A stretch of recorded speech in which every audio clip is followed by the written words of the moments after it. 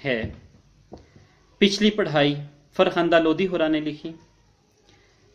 फरखंदा लोधी होरी 1937 ਨੂੰ ਹੁਸ਼ਿਆਰਪੁਰ ਚੜ੍ਹਦੇ ਪੰਜਾਬ ਵਿੱਚ ਪੈਦਾ ਹੋਏ ਤੇ 5 ਮਈ 2010 ਨੂੰ ਵਾਵਡਾ ਟਾਊਨ ਲਾਹੌਰ ਵਿੱਚ ਉਹਨਾਂ ਦੀ ਵਫਾਤ ਹੋਈ। ਆਪ ਦੇ ਵਾਲਿਦ ਦਾ ਨਾਂ ਨਵਾਜ਼ ਖਾਨ ਸੀ। ਹੁਸ਼ਿਆਰਪੁਰ ਤੋਂ ਉਹ ਹਿਜਰਤ ਕਰਕੇ ਸਾਹੀਵਾਲ ਆ ਕੇ ਵਸੇ। ਸਾਹੀਵਾਲ ਤੋਂ ਬਾਅਦ ਆਪ ਨੇ ਮੁਲਾਜ਼ਮਤ ਦੀ ਖਾਤਰ ਲਾਹੌਰ ਵੱਲ ਸਫ਼ਰ ਕੀਤਾ ਤੇ ਬਤੌਰ ਲਾਇਬ੍ਰੇਰੀਅਨ ਵੱਖ-ਵੱਖ ਕਾਲਜਾਂ ਵਿੱਚ ਕੰਮ ਕਰਦੇ ਰਹੇ। ਸ਼ਾਲਾਮਾਰ ਕਾਲਜ, ਕੁਈਨ ਮੈਰੀ ਕਾਲਜ ਤੇ ਗਵਰਨਮੈਂਟ ਕਾਲਜ ਯੂਨੀਵਰਸਿਟੀ ਵਿੱਚ ਉਹ ਕੰਮ ਕਰਦੇ ਰਹੇ। ਗਵਰਨਮੈਂਟ ਕਾਲਜ ਯੂਨੀਵਰਸਿਟੀ ਵਿੱਚ ਬਤੌਰ ਲਾਇਬ੍ਰੇਰੀਅਨ ਉਹਨਾਂ ਨੇ ਰਿਟਾਇਰਮੈਂਟ ਹਾਸਿਲ ਕੀਤੀ। ਸਾਬਰ ਲੋਧੀ ਹੋਰਾਂ ਨਾਲ ਉਹਨਾਂ ਦੀ ਸ਼ਾਦੀ ਹੋਈ ਤੇ ਰੱਬ ਨੇ ਉਹਨਾਂ ਨੂੰ ਔਲਾਦ ਤੋਂ ਮਹਿਰੂਮ ਰੱਖਿਆ। ਪੰਜਾਬੀ ਕਹਾਣੀ ਤੇ ਨਾਵਲ ਵਿੱਚ ਉਹਨਾਂ ਨੂੰ ਹਮੇਸ਼ਾ ਯਾਦ ਰੱਖਿਆ ਜਾਏਗਾ। ਚੰਨੇ ਦੇ ਓਲੇ, ਹਿਰ ਦੇ ਵਿੱਚ ਤਰੇੜਾਂ ਤੇ ਕਿਉਂ ਉਹਨਾਂ ਦੇ 3 ਕਹਾਣੀ ਪਰਾਗੇ ਸਨ। ਇੱਕ ਨਾਵਲ ਜੰਡ ਦਾ ਅੰਗਿਆਰ, ਜਿਹੜਾ ਕਿ ਦਰਸੀ ਕਿਤਾਬ ਦੇ ਵਿੱਚ ਨਾਵਲਟ, ਕਿਉਂਕਿ ਪੁਰਾਣੀ ਕਿਤਾਬ ਛਪੀ ਹੈ ਇਸ ਲਈ ਉਹਦੇ 'ਚ ਨਾਵਲਟ ਲਿਖਿਆ ਗਿਆ, ਔਰ ਨਾਵਲ ਸੀ ਜੰਡ ਦਾ ਅੰਗਿਆਰ ਛਪਿਆ ਹੈ। ਇਸ ਤੋਂ ਇਲਾਵਾ ਉਹਨਾਂ ਨੇ ਉਰਦੂ ਵਿੱਚ ਬੇਤਹਾਸ਼ਾ ਕਿਤਾਬਾਂ ਲਿਖੀਆਂ, ਪਰ ਜਿਹੜੀ ਮਾਨਤਾ ਉਹਨਾਂ ਨੂੰ ਪੰਜਾਬੀ ਵਿੱਚ ਮਿਲੀ ਉਹ ਉਹਨਾਂ ਨੇ ਆਪ ਵੀ ਮੰਨਿਆ ਕਿ ਮੈਨੂੰ ਜਿਹੜੀ ਮਾਨਤਾ, ਜਿਹੜੀ ਇੱਜ਼ਤ ਪੰਜਾਬੀ ਆਪਣੀ ਜ਼ੁਬਾਨ ਲਿਖ ਕੇ ਮਿਲੀ ਹੈ ਉਹ ਕਿਸੇ ਹੋਰ ਪਾਸਿਓਂ ਨਹੀਂ ਮਿਲੀ। ਪਿਛਲੀ ਪੜ੍ਹਾਈ 12ਵੀਂ ਦੀ ਕਹਾਣੀ ਹੈ ਜਿਹੜੀ ਅਸੀਂ ਪੜ੍ਹਾਂਗੇ ਸਬਕ। ਪਿਛਲੀ ਪੜ੍ਹਾਈ ਟਿਊਸ਼ਨ ਨੂੰ ਆਖਦੇ ਨੇ। ਸਕੂਲ ਜਾਂ ਕਾਲਜ ਤੋਂ ਬਾਅਦ ਜਿਹੜੀ ਪੜ੍ਹਾਈ ਪੜ੍ਹੀ ਜਾਂਦੀ ਹੈ ਪ੍ਰਾਈਵੇਟ ਤੌਰ 'ਤੇ ਉਹਨੂੰ ਪਿਛਲੀ ਪੜ੍ਹਾਈ ਆਖਿਆ ਜਾਂਦਾ ਹੈ। ਅਸੀਂ ਇਹਨੂੰ ਪੜ੍ਹਾਂਗੇ, ਨਾਲ ਨਾਲ ਦੇਖਾਂਗੇ ਕਿ ਤਾਲੀਮ ਦੇ ਲਿਹਾਜ਼ ਨਾਲ ਉਹਨਾਂ ਨੇ ਕੀ ਦੇਖਿਆ ਤੇ ਇੱਕ ਤਾਲੀਮ ਦੇਣ ਵਾਲਾ ਜਿਹੜਾ ਹੈ ਉਹਦਾ ਕੀ ਕਿਰਦਾਰ ਹੈ ਇਸ ਮੁਆਸ਼ਰੇ ਵਿੱਚ, ਤੇ ਇਸ ਮੁਆਸ਼ਰੇ ਉੱਤੇ ਹਲਕੀ ਹਲਕੀ ਕਿਵੇਂ ਉਹ ਚੋਟ ਕਰਦੇ ਨੇ। ਮਾਸਟਰ ਜੀ ਹੋਰਾਂ ਨੂੰ ਇਸ ਗਲੀ ਵਿੱਚ ਵਸਦਿਆਂ ਬਹੁਤੇ ਨਹੀਂ ਤੇ ਘੱਟੋ ਘੱਟ 25 ਵਰ੍ਹੇ ਹੋ ਗਏ ਨੇ। ਗਲੀ ਨੇ ਇਹਨਾਂ ਵਰ੍ਹਿਆਂ ਵਿੱਚ ਕਈ ਬਾਣੇ ਬਦਲੇ, ਬਾਣੇ, ਕੱਪੜੇ, ਲਿਬਾਸ, ਹਾਲਤਾਂ, ਪਰ ਮਾਸਟਰ ਜੀ ਦੀ ਹਾਲਤ ਨਹੀਂ ਬਦਲੀ। ਹਾਂ, ਸਿਰ ਉਹਨਾਂ ਦੇ ਕੱਪੜਿਆਂ ਜਿਹਾ ਕਸਮੈਲਾ ਹੋ ਗਿਆ ਤੇ ਬੁੱਤ ਅਧੂਰਾਣਾ, ਕਮਜ਼ੋਰ, ਲਿੱਸਾ। ਉਹ ਅੱਜ ਵੀ ਹੱਥ ਵਿੱਚ ਛਮਕ ਫੜੀ ਮੋਰੀ ਦੇ ਕੰਢੇ ਜਮਾਤ ਲਾ ਕੇ ਮੁਹੱਲੇ ਦੇ ਨਿੱਕਿਆਂ ਬਾਲਾਂ ਨੂੰ ਪਿਛਲੀ ਪੜ੍ਹਾਈ ਕਰਵਾਉਂਦੇ। ਛਮਕ ਸੋਟੀ ਨੂੰ ਆਖਦੇ ਨੇ, ਮੋਰੀ ਗੰਦੀ ਨਾਲੀ ਦੇ ਕੰਢੇ ਜਮਾਤ ਲਾ ਕੇ ਉੱਥੇ ਉਹਨਾਂ ਨੇ ਬੱਚਿਆਂ ਨੂੰ ਪੜ੍ਹਾਉਣਾ ਸ਼ੁਰੂ ਕਰਤਾ। ਬਾਲ ਆਪਣੇ ਟੁੱਟੇ ਖੱਸੇ ਬਸਤਿਆਂ ਚੋਂ ਕਿਤਾਬਾਂ, ਕਾਇਦੇ ਹੌਲੀ ਹੌਲੀ ਕੱਢਦੇ ਉੱਪਰ ਨੀਲੇ ਅਸਮਾਨ ਵੱਲ ਤੱਕਦੇ, ਜਿੱਥੇ ਗੁੱਡੀਆਂ, ਤਕਲਾਂ, ਤੁਕਲਾਂ ਉੱਡਦੀਆਂ ਤੇ ਕਬੂਤਰ ਕਲਾਬਾਜ਼ੀਆਂ ਖਾਂਦੇ ਨੇ। ਤੁਕਲਾਂ, ਪਤੰਗਾਂ। ਨਿਆਣਿਆਂ ਦੀ ਉਮੰਗ ਪਤਲੀ ਡੋਰ ਨਾਲ ਬੱਜੀ। ਨਿਆਣਾ, ਛੋਟੇ ਬੱਚੇ। ਉਮੰਗ, ਸਦਰ, ਖਾਹਿਸ਼ ਨਾਜ਼ੁਕ ਪਰਾਂ ਤੇ ਸਵਾਰ ਖੁੱਲੀ ਫਜ਼ਾ ਵਿੱਚ ਤਾਰੀਆਂ ਲਾਉਂਦੀ ਹੈ। ਇਹ ਜਿਹੜੇ ਉਹਨਾਂ ਨੇ ਫਿਕਰੇ ਲਿਖਦੇ ਨੇ, ਫਲਸਫਾ ਹੈ ਯਾਤੀ ਦਾ ਫਲਸਫਾ, ਉਹ ਖਾਸ ਉਹਨਾਂ ਦੀ ਪਹਿਚਾਣ ਹੈ। ਜਦੋਂ ਬਾਲਾਂ ਦੀਆਂ ਨਜ਼ਰਾਂ ਕਿਤਾਬ ਤੋਂ ਅਸਮਾਨਾਂ ਵੱਲ ਛੜੱਪੇ ਲਾਉਂਦੀਆਂ, ਉੱਡਦੀਆਂ ਜਾਂਦੀਆਂ ਤੇ ਮਾਸਟਰ ਜੀ ਨੂੰ ਕਹਿਰ ਚੜ ਜਾਂਦਾ, ਗੁੱਸਾ ਆਉਂਦਾ, ਪਰ ਉਹ ਕਿਸੇ ਨੂੰ ਛਮਕ ਨਾਲ ਮਾਰ ਨਹੀਂ ਸਕਦੇ, ਸੋਟੀ ਨਾਲ ਨਹੀਂ ਮਾਰ ਸਕਦੇ ਸੀ। ਛਮਕ ਜ਼ਮੀਨ ਤੇ ਮਾਰ ਮਾਰ ਆਖਦੇ, ਓਏ ਓਏ ਬੇਵਕੂਫੋ, ਘਰੋਂ ਪੜ੍ਹਨ ਆਇਓ ਕਿ ਪਤੰਗਬਾਜ਼ੀ ਕਰਨ? ਉਹ ਛਮਕ ਚੁੱਕ ਕੇ ਮਾਰਨ ਦਾ ਡਰਾਵਾ ਵੀ ਦਿੰਦੇ ਨੇ। ਬਸ ਇਹਨਾਂ ਕੋ ਦਮਖਮ ਹੈ, ਬਹੁਤ ਵੱਡੀ ਤੰਗ, ਬਸ ਇਹਨਾਂ ਕੋ ਦਮਖਮ ਹੈ ਮਾਸਟਰ ਜੀ ਵਿੱਚ। ਯਾਨੀ ਇੱਕ ਆਲਮ ਬੰਦਾ ਜਿਹੜਾ ਤਾਲੀਮ ਦੇ ਰਿਹਾ, ਉਹਦਾ ਦਮਖਮ, ਉਹਦਾ ਰੋਬ, ਦਬਦਬਾ, ਉਹਦੀ ਹਿੰਮਤ। ਫਿਰ ਜਦ ਕੋਈ ਛਲੇਡਾ ਜਿਹਾ ਮੁੰਡਾ, ਸ਼ਰਾਰਤੀ ਜਿਹਾ ਮੁੰਡਾ ਕਟੀ ਹੋਈ ਪਤੰਗ ਦੀ ਡੋਰ ਲੁੱਟਣ ਲਈ ਨੱਸ ਪੈਂਦਾ ਹੈ ਤੇ ਬਾਕੀ ਜਾਤਕ, ਬਾਕੀ ਸਟੂਡੈਂਟ, ਬਾਕੀ ਪਿੱਛੇ ਤਾਲਿਬ ਇਲਮ ਉਸ ਮੁੰਡੇ ਨੂੰ ਫੜਨ ਲਈ ਦੌੜ ਪੈਂਦੇ ਨੇ। ਮਾਸਟਰ ਜੀ ਬੇਬਸ ਹੋ ਕੇ ਬਹਿ ਰਹਿੰਦੇ ਨੇ। ਇਹ ਤਮਾਸ਼ਾ ਰੋਜ਼ ਹੀ ਹੁੰਦਾ ਹੈ। ਬੇਬਸੀ ਇੱਕ ਆਲਮ ਦੀ, ਇੱਕ ਇਲਮ ਵਾਲੇ ਦੀ ਬੇਬਸੀ। ਇੱਕ ਦਿਨ ਰਾਜੋ ਨਾਲੀ ਕੱਢਦਿਆਂ ਭੈਂਗੀ ਅੱਖ ਘੁਮਾ ਕੇ ਤੇ ਕਈ ਵਾਰੀ ਹੱਸ ਕੇ ਆਖਿਆ, ਰਾਜੋ ਉਹ ਸਫਾਈ ਕਰਨ ਵਾਲੀ, ਹੁਣ ਕਰੈਕਟਰ ਦੇ ਨਾਲ, ਇੱਕ ਵੱਡੇ ਕਰੈਕਟਰ ਦੇ ਨਾਲ ਦੂਜਾ ਕਰੈਕਟਰ ਉਹਨਾਂ ਦੇ ਪੂਰੇ ਮੁਆਜ਼ਨਾ ਕਰਦੇ ਪਏ ਨੇ। ਫਰਹਾਂਦਾ ਲੋਧੀ ਹੋਰੀ ਇੱਕ ਵੱਡਾ ਅਫਸਾਨਾ ਨਗਾਰ ਉਹੀ ਹੁੰਦਾ ਹੈ ਜਿਹੜਾ ਆਪਣੇ ਕਿਰਦਾਰਾਂ ਨੂੰ ਇੰਨਾ ਮਜ਼ਬੂਤ ਰੱਖਦਾ ਹੈ ਕਿ ਇੰਜ ਲੱਗਦਾ ਹੈ ਕਿ ਸਾਡੇ ਸਾਹਮਣੇ ਜੀ ਰਹੇ ਨੇ। ਮਾਸਟਰ ਜੀ, ਇਹ ਮੁੰਡੇ ਤਾਂ ਤੁਹਾਡੇ ਵਾਸਤੇ ਨਹੀਂ, ਹੁੰਦੀ ਹਾਂ ਮੈਂ ਤੁਹਾਡੀ ਥਾਂ ਤੇ ਤੁਸੀਂ ਵੇਖਦੇ ਆ ਕਿੰਜ ਨੱਸਦੇ ਨੇ ਗੁੱਡੀਆਂ ਪਿੱਛੇ। ਇੰਨਾ ਆਖ ਕੇ ਰਾਜੋ ਮੂੰਹ ਵਿੱਚ ਬੁੜਬੁੜ ਕਰਦੀ ਜ਼ੋਰ ਜ਼ੋਰ ਦੀ ਝਾੜੂ ਮਾਰਨ ਲੱਗ ਪਈ। ਅੱਲਾ ਵੀ ਖੁਰੇ ਕੀ ਸੋਚ ਕੇ ਬੰਦਿਆਂ ਨੂੰ ਥਾਂ ਪਥਾਂ ਸੁੱਟਦਾ ਜਾਂਦਾ ਹੈ, ਇਸ ਨਮਾਣੇ ਨੂੰ ਮਾਸਟਰ ਬਣਾ ਛੱਡਿਆ ਸੀ। ਨਮਾਣਾ ਵਿਚਾਰਾ। ਇੱਕ ਮਾਸਟਰ ਦੀ ਕੀ ਕਦਰ ਹੈ ਇਸ ਸੁਸਾਇਟੀ ਦੇ ਵਿੱਚ, ਇਲਮ ਵੰਡਣ ਵਾਲੇ ਦੀ ਕੀ ਕਦਰ ਹੈ ਤੇ ਦੌਲਤ ਵੰਡਣ ਵਾਲੇ ਦੀ ਕੀ ਕਦਰ ਹੈ। ਇੰਡਸਟਰੀਅਲਿਜ਼ਮ ਪੂਰਾ ਨਜ਼ਰ ਆਏਗਾ ਤੁਹਾਨੂੰ ਇਸ ਕਹਾਣੀ 'ਚ। ਰਾਜੋ ਦੇ ਪੁੱਠੇ ਸਿੱਧੇ ਹੱਥ ਮਾਰਨ ਨਾਲ ਗੰਦੀਆਂ ਛਿੱਟਾਂ ਉੱਡ ਕੇ ਮਾਸਟਰ ਜੀ ਦੇ ਚਿੱਟਿਆਂ ਕੱਪੜਿਆਂ ਤੇ ਜਾ ਪਈਆਂ। ਚਿੱਟੇ ਕੱਪੜੇ ਉਹਦੀ ਸਿਫਾਰਿਸ਼ ਵੀ, ਉਹਦੀ ਸਾਦਗੀ, ਉਹਦੀ ਸ਼ਰਾਫਤ ਦੀ ਨੁਮਾਇੰਦਗੀ ਹੈ। ਮਾਸਟਰ ਜੀ ਉਛਲ ਕੇ ਜ਼ਰਾ ਕੁ ਅਗਾਂਹ ਹੋਏ ਤੇ ਬੋਲੇ, ਰਾਜੋ ਭੈਣ, ਵੇਖ ਕੇ ਸਫਾਈ ਕਰਨ ਵਾਲੀ। ਰਾਜੋ ਉਹਦਾ ਗੱਲ ਕਰਨ ਦਾ ਅੰਦਾਜ਼ ਤੇ ਮਾਸਟਰ ਜੀ ਵਿਚਾਰੇ ਨਮਾਣਿਆਂ ਵਾਂਗੂ ਗੱਲ ਕਰਨ ਦਾ ਅੰਦਾਜ਼, ਇਹ ਦੋਵੇਂ ਚੀਜ਼ਾਂ ਤੁਸੀਂ ਆਪਣੇ ਜ਼ਿਹਨ ਵਿੱਚ ਰੱਖਣਾ, ਕਿਉਂਕਿ ਕਹਾਣੀ ਅੱਗੇ ਐਸੇ ਤਰ੍ਹਾਂ ਹੀ ਟੁਰਦੀ ਜਾਏਗੀ। ਮਾਸਟਰ ਜੀ ਵਿਚਾਰੇ ਗਲੀ ਦਾ ਕੱਖ ਉਂਝ ਵੀ ਕੁਸਕਦੇ ਨਹੀਂ, ਉੱਚੀ ਨਹੀਂ ਬੋਲਦੇ। ਉਹਦੀ ਜੁਰਤ ਕੀ ਉੱਚੀ ਬੋਲੇ, ਕੱਖਾਂ ਦੀ ਵੀ ਕੀ ਜੁਰਤ। ਆਪ ਹੀ ਖਿਆਲ ਕਰ ਭੈਣ, ਉਹ ਭੈਣ ਕਰਕੇ ਗੱਲ ਕਰਦੇ ਪਏ ਨੇ। ਰਾਜੋ ਭੈਣ ਵੇਖ ਕੇ ਆਪ ਹੀ ਖਿਆਲ ਕਰ, ਤੇ ਰਾਜੋ ਆਕੜ ਕੇ, ਕਿਉਂਕਿ ਉਹਦੇ ਕੋਲ ਦੌਲਤ ਦੀ ਆਕੜ ਹੈ। ਮੈਂ ਕੀ ਖਿਆਲ ਕਰਾਂ, ਨਾਲੀ ਉੱਤੇ ਤੁਸੀਂ ਆਪ ਹੀ ਬੈਠੇ ਹੋ, ਮੈਂ ਤੇ ਨਹੀਂ ਪਾਇਆ।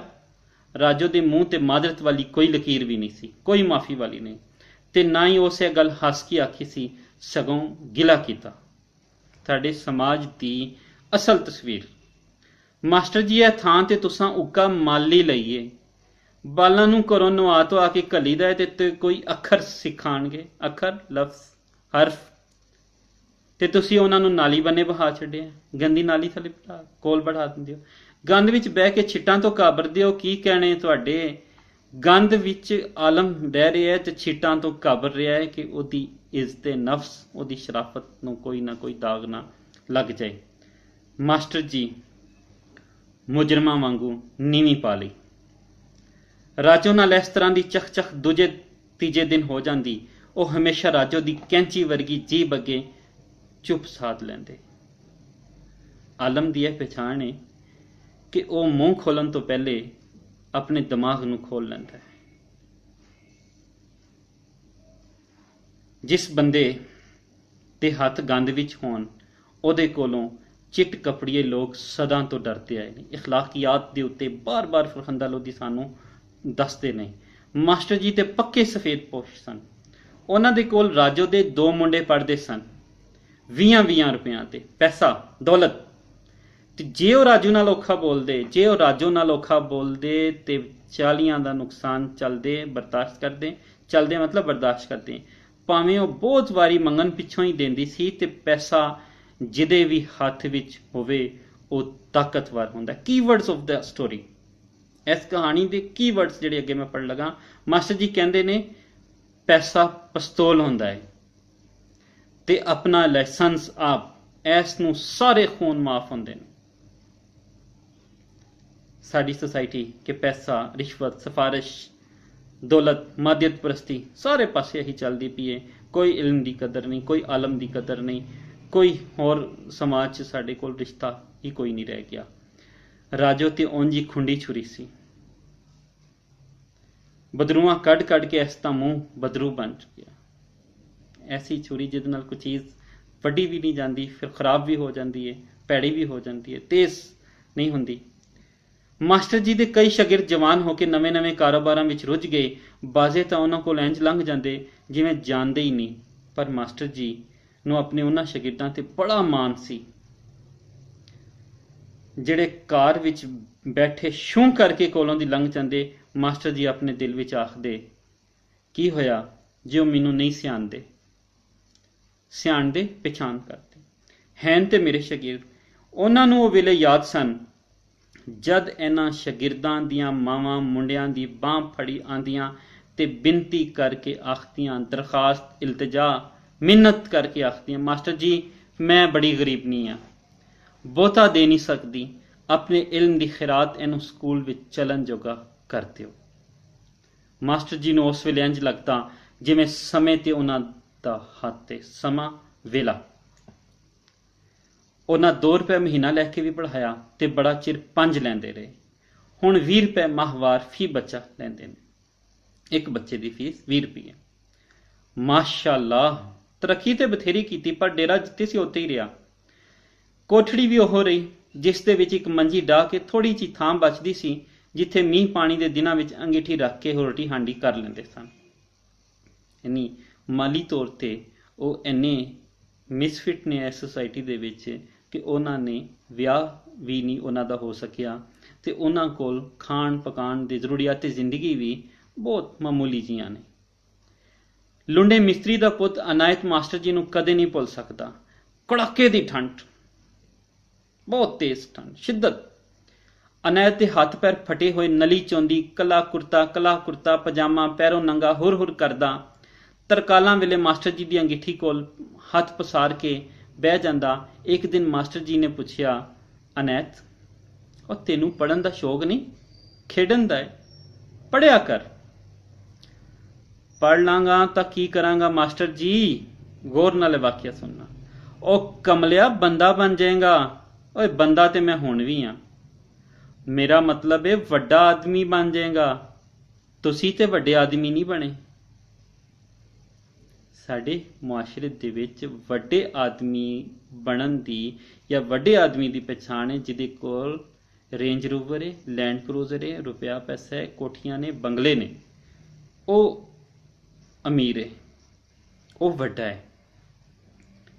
फिर मैं की आना है, तुसी मास्टर जी हो बस। मास्टर जी चुप चुपीते रह गए, बिना लोड़ दे हांडी दा टकना चुकिया। दाल नूं उबाल नहीं सी आ रहा, पर उन्हां नूं लग्या मता उबाल आ रहा, शायद उबाल। फिर वेखदियां अनैत जवान हो गया। पता लगा भई किसी इलाके में कबाड़िए का कारोबार करता है ते लम्मा माल बनाता, चोखा माल बनाता, चंगे पैसे कमाता है। हुण अनैत की मां कदे कदे इधरों लंघती ते पल कोली अजक के ओपरे जे जी नाल पुछती, थोड़ी देर रुक के एवं पुछ, की हाल है मास्टर जी, राजी हो? अनैत की मां पहले नालों जवान ते सोहनी हो गई। पैसा इंसान नूं बुढ़ा नहीं होण दिंदा। कहते नहीं कि पैसा इंसान नूं खुशी नहीं दे सकता, पर इंसान नूं उस थां ते जरूर अपड़ा दिंदा है जिथों खुशी मिल जाती। उस दी चाल विच इतमाद है जिहड़ा मास्टर जी नूं हत्थ विच सोटी फड़ के भी नहीं मिलिया, क्योंकि उन्हां कोल कोई नोटां दी थद्दी नहीं सी। एक दिन राजो अपने सब तो निके 8वें पुत्र की बांह फड़ी आई ते मास्टर जी के सामने आकड़ के खलोगी। एक अनपढ़ जिहड़ी है वह आकड़ के खलोगी। अज उसकी आकड़ पहले नालों वध सी। लो फिर मास्टर जी की याद करोगे, जिवें एहसान कर रही है, असां अपना आखिरी बाल भी तुहाडे कोल ही बहा के पढ़ाना है। स्कूलों के मास्टर अग लगने कुछ नहीं सिखाते। इत्थे अगर कॉलेजां भी लिख दो तो कोई हर्ज नहीं है। कॉलेजां के मास्टर अग लगने कुछ नहीं सिखाते। मास्टर जी मैं चाहनी हाँ मुंडे नूं हरफ चुकने आ जान, उस पढ़ना सीख जाए, बाहर जाके सौखा रहेगा। खैरी वड्डे दोवें तुहाडे शागिर्द बाहर ने, हरे की कुछ कली जाते ने, मैनू तो उतरे नाम भी नहीं आते। Colour television, VCR, tape recorder, बालां दे बोलन वाले खिडौने, सीटी वालियां जुत्तियां, सीते सवाए कपड़े, ठंडी अलमारी फ्रिज नूं आखदे ने। मास्टर जी ने अखां चुक के तकिया। राजो ने अज बड़े सोहने नवे कपड़े पाए हुए सन। लोकी तुहानूं 20 देंदे ने, मैं तुहानूं 30 देवांगी, थोड़ कोई नहीं, यानी पैसे बेतहाशा। मास्टर जी राजो दे छोटे पुत्र नूं पढ़ांदे रहे। 6 महीने हो गए, साल लंघ गया। इस साल दे विच राजो 4-5 वारी पैसे दिते, वो भी तोड़ तोड़ के।